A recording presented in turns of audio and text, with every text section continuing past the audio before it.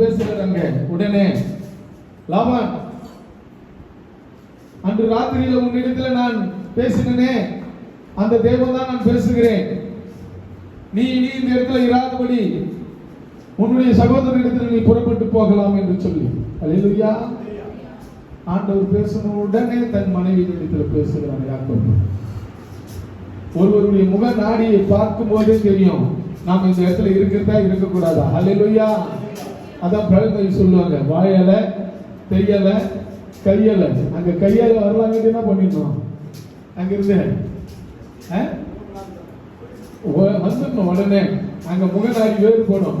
நமக்கு சும்மா தொல்லை கொடுத்துருக்கு. அல்லேலூயா. முகநாடி வேறு போடும்போது நம்ம என்ன பண்ணணும், கௌரவமா வந்துடணும் அந்த இடத்த விட்டு. அல்லேலூயா. உன் முகத்தடியை கர்த்தர் முறிக்க வல்லவராக இருக்கிறார். ஆமென். அந்த வசனத்தை வாசிங்க.